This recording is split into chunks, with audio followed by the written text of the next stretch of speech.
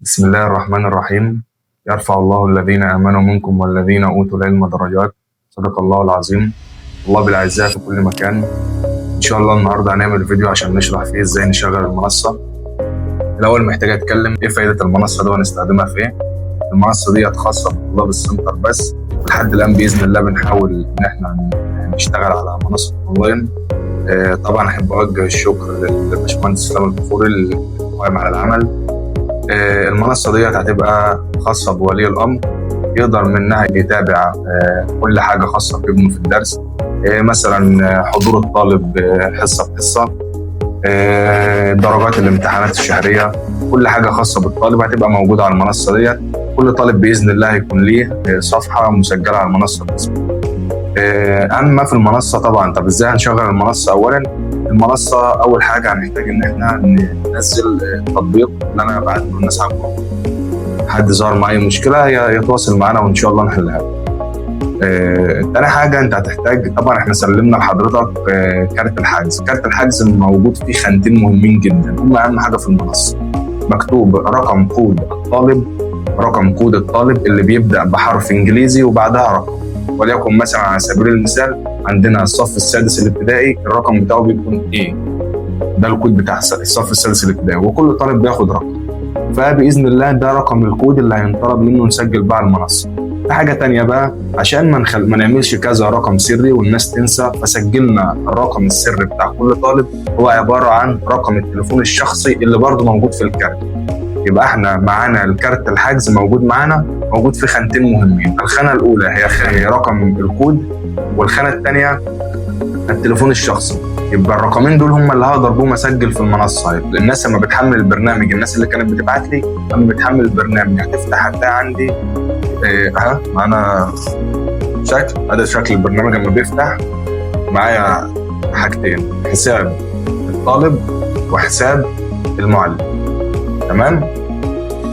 انت كطالب اما تيجي تسجل هتختار اريد الدخول كطالب، اللي هي الاولى، اللي هي الخانه الاولى دي.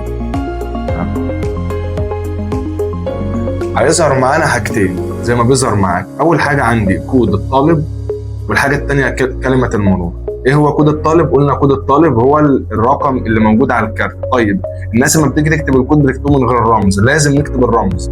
يعني مثلا طالب الكود بتاعه سي 100 ما ينفعش يكتب 100 بس، كده المنصه مش هتدخل، لازم يكتب سي 100. تمام؟ وبالنسبه لكلمه المرور، فكلمه المرور هي تعتبر بالنسبه لي زي ما قلنا من شويه، كلمه المرور هي رقم التليفون المكتوب في الكارت.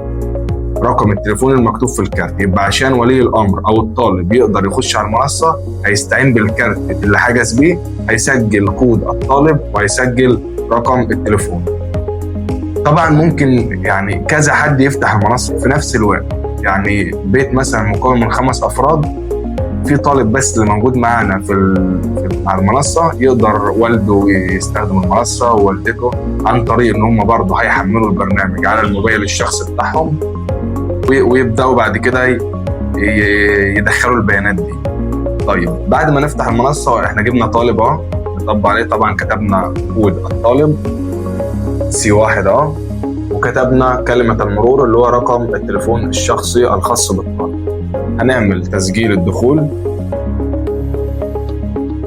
هيفتح معانا هنا بيانات الطالب، اسم الطالب ظاهر فوق زي ما انتم شايفين، سامي أشرف. هننزل تحت. طبعا عشان المنصة لسه ما تطبقش عليها أي حاجة، فكل حاجة هتلاقيها صفر. موجود على المنصة زي ما احنا شايفين قدامكم كل حاجة تقريبا، عدد الدرجات، عدد الامتحانات، عدد أيام الحضور، الاشتراك الشهري اندفع ولا ما اندفعش.